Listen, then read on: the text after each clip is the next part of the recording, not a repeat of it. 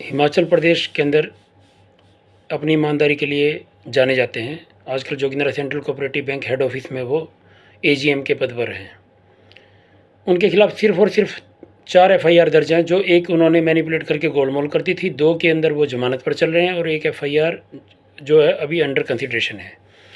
अभी एक उनके खिलाफ मुझे एक फ़ैसला मिला है 9 जुलाई 2026 का। इनका एक कारनामा बताता हूँ, आज से 17-18 साल पहले का, जब ये सेवड़ा चंडी ब्रांच के अंदर ब्रांच मैनेजर थे। वहाँ इन्होंने संतोष नाम के व्यक्ति को 3 लाख रुपए का केसीसी लोन दिया और लोन की प्रोसेसिंग के बहाने इन्होंने उनसे कुछ कागज़ों पे साइन करवा लिए और उनसे कुछ ब्लैंक चेक ले लिए, साइंड चेक। उनके खाते में 10,000 रुपये तो आए, लेकिन उसके बाद कोई पैसा नहीं आया।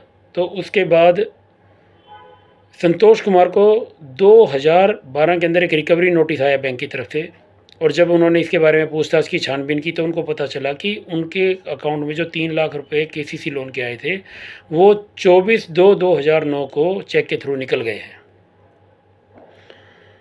उन्होंने जब इसकी और अच्छी तरीके से छानबीन की तो उन्होंने तब इनको बड़ा झटका लगा। इन बिटवीन आर्बिट्रेशन प्रोसीडिंग हुई और आर्बिट्रेशन प्रोसीडिंग के अंदर 5,70,000 रुपये की इनसे डिमांड की गई कि वो बैंक के अंदर जमा करवाए। उन्होंने आर्बिट्रेशन प्रोसीडिंग के खिलाफ अपील करी deputy registrar cooperative societies Shimla, और इसके साथ ही उन्होंने पुलिस कंप्लेंट की। और जब पुलिस के पास ये मामला गया है तो पुलिस में रामपाल बड़ा शातिर आदमी है, ऐसे कंप्लेंट उसकी बहुत होती रही है, और आरकी सेवड़ा चंडी और डारला घाट ब्रांच का तो ये मास्टर है। वहाँ पर इन्हें मैनिपुलेशन करी और वहाँ पर पुलिस ने भी उस मामले को दबाने के लिए कोशिश की और संतोष के ऊपर को भी उसको समझाना, उसको गोलमोल करना, उसको दबाने की कोशिश करना, उन्होंने सारे हथकंडे अपनाए।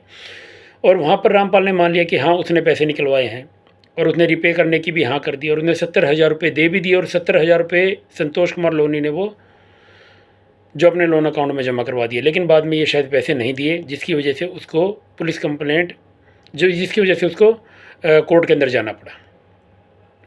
Appeal deputy registrar cooperative societies के पास चलती रही और वहाँ पर फैक्ट सामने आए।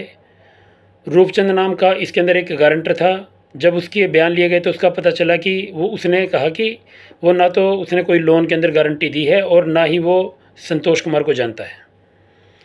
उसके बाद 24/2/2009 को, जिस दिन ये लोन निकलवाया था चेक के थ्रू, पैसे रिम्बर्स जो विड्रॉ करवाए थे, उस दिन संतोष कुमार बघेड़ी नालागढ़ के अंदर, ये गवर्नमेंट सीनियर सेकेंडरी स्कूल में शायद जॉब पे हैं, तो वहाँ पर ही इनकी हाजिरी लगी हुई है, तो वो चीज़ भी जस्टिफाई नहीं हो पाई। और लास्ट में जो फैसला आया है वो फैसला यही आया कि गलती सारी रामपाल और इसके साथ वाले जो भी हैं, मेकर चेकर फैक्टर जो भी सिस्टम बनता है इनका, तो इसकी है। तो अंडरस्टूड है कि फैसला इसके अगेंस्ट चला गया। अपील में संतोष कुमार जो अपीलेंट है वो जीत गए और बैंक को डायरेक्शन दी है कि इस जो फ्रॉड ट्रांजैक्शन के अंदर जितने भी लोग शामिल हैं इनके खिलाफ एक्शन लिया जाए। ये तो था एक फैक्ट जो इस लोन का था। अब इसके पीछे, इसके जो आगे क्या होना है, सबसे बड़ी बात यह कि इसके खिलाफ एक्शन लेगा कौन। पहली बात है कि जोगिंद्रा सेंट्रल कोऑपरेटिव बैंक में चेयरमैन, बोर्ड ऑफ डायरेक्टर्स और एमडी, इनकी औकात नहीं है कि रामपाल के खिलाफ एक्शन ले ले।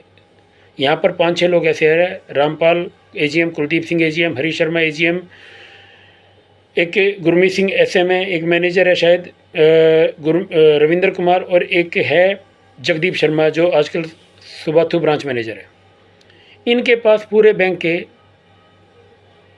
काले कारनामों का, बड़े अधिकारियों का, सबका रिकॉर्ड इनके पास है। इनके खिलाफ आप कोई भी कंप्लेंट दो, कोई एक्शन नहीं होगा, ये उस कंप्लेंट को दबा कर बैठ जाएंगे। यहाँ तक कि रामपाल को तो इन्होंने ग्रीवेंस रिड्रेसल ऑफिसर तक भी बना रखा है कि कोई भी कंप्लेंट यहाँ पर बैंक के किसी भी एम्प्लॉय के खिलाफ आएगी तो उसका रिप्लाई भी ये बना के देगा।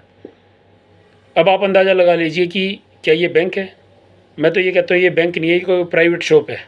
इसके अंदर बैंकिंग के सिवाय सब कुछ हो रहा है, बैंकिंग ही नहीं हो रही ढंग से। गारंटर ने मना कर दिया।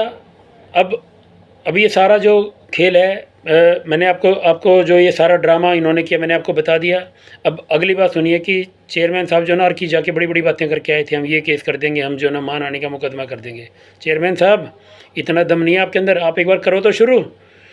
जितना आप ये बोलते हो ना, अगर करने वाला होता तो कभी का कर चुका था। मैंने जो करना था मैंने करके दिखाया है। जिस दिन आपने ये केस डाला था मैंने अगले दिन ही फिर मीडिया में आके बोल दिया था, आपके अंदर दम नहीं है। 10 करोड़ का केस करने के लिए, 20 करोड़ का केस करने के लिए 10-20 लाख रुपए तो गवर्नमेंट की फ़ीस होती है, और कम से कम 4-5 लाख रुपए वकील को। आपका तो काम ही यही है कि पब्लिक के पैसे के ऊपर, बैंक मनी के ऊपर, कभी सीएम रिलीफ फंड में दे दिया, कहीं पर जाकर रिबन काटने के लिए, आप वहाँ चीफ गेस्ट बनने के लिए वहाँ पर चेक पकड़ाया है। आपका तो काम ही यही है।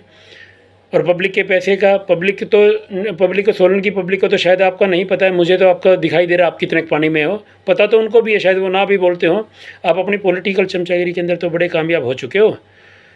बैंक भी आप जिस पर्पज़ के अंदर एंटर करके आए थे वो भी आपका पर्पज़ सोल्व हो गया, लेकिन बैंक का आपने, और ये पंकज सूद एमडी ने, इसने जो भट्ठा बिठाया ना इस बैंक का, ये बगाट बैंक से भी ज़्यादा बुरी स्थिति में आने वाला है। पब्लिक आज माने ना माने, लेकिन कल को ये याद करेगी। हाँ, ये वीडियो मैंने वैसे आज बनानी थी आपके बारे में और पंकज सूद जी के बारे में, लेकिन आपके बारे में वीडियो में 2-4 दिन बाद बनाऊंगा, क्योंकि बीच में ये केस आ गया था।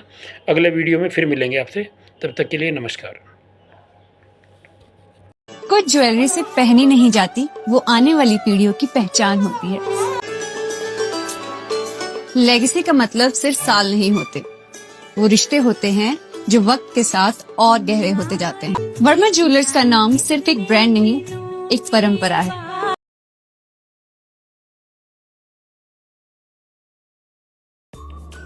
Namaskar, I'm Alka Bharadwaj, Principal Gurukul International School, Kunihar. At Gurukul, we offer NEP-oriented modern education for the holistic development of your child. Admissions open now. Give your child the better foundation they deserve.